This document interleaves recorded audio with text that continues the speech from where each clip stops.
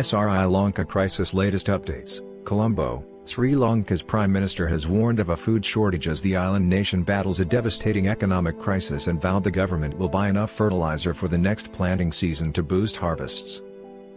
A decision in April last year by President Gotabaya Rajapaksa to ban all chemical fertilizers drastically cut crop yields, and although the government has reversed the ban, no substantial imports have yet taken place. While there may not be time to obtain fertilizer for this Yala, May to August, season, steps are being taken to ensure adequate stocks for the Maha, September to March, season.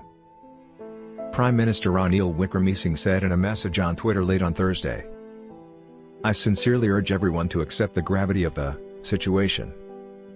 Rajapaksa appointed 9 new members to the cabinet on Friday, including to the critical health, trade and tourism ministries. But he did not name a finance minister, and the portfolio is likely to be retained by Wickremesinghe. Tourism-dependent Sri Lanka is facing a dire shortage of foreign exchange, fuel and medicines, and economic activity has slowed to a crawl. "There is no point in talking about how hard life is," said APD Sumanavati, a 60-year-old woman selling fruit and vegetables in the Pita market in Colombo, the commercial capital. "I can't predict how things will be in 2 months, at this rate we might not even be here." Nearby, a long queue had formed in front of a shop selling cooking gas cylinders, the prices of which have soared to nearly 5,000 rupees, $14, from 2,675 rupees in April. Only about 200 cylinders were delivered, even though there were about 500 people, said Mohammed Shazli, a part-time chauffeur in the queue for the third day in the hope of cooking for his family of 5. "Without gas, without kerosene oil, we can't do anything," he said. "Last option what? Without food we are going to die. That will happen 100%. The central bank governor said on Thursday foreign exchange had been secured from a World Bank loan and remittances to pay for fuel and cooking gas shipments, but supplies are still to flow through. Inflation could rise to a staggering 40% in the next couple of months, but it was being driven largely by supply-side pressures, and measures by the bank and government were already reining in demand-side inflation. The governor said inflation hit 29.8% in April, with food prices up 46.6% year-on-year. G7 support on relief. As anger against the government spreads, police fired tear gas and water cannon to push back hundreds of student protesters in Colombo on Thursday.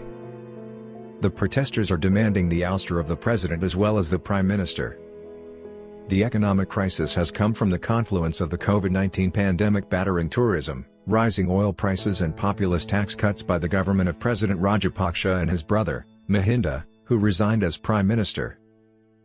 Last week critics accused Wickremesinghe, appointed prime minister in his place, of being a stooge of the brothers, an accusation he denies.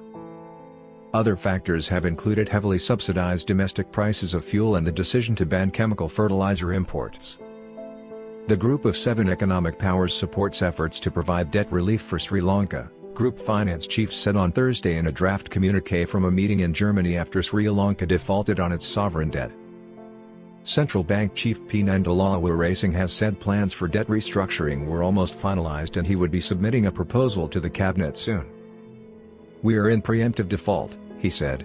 "Our position is very clear: until there is a debt restructure, we cannot repay." A spokesperson for the International Monetary Fund said it was monitoring developments very closely and that a virtual mission to Sri Lanka was expected to conclude technical talks on a possible loan program on May 24. Thanks for watching, and don't forget to subscribe for more informative videos.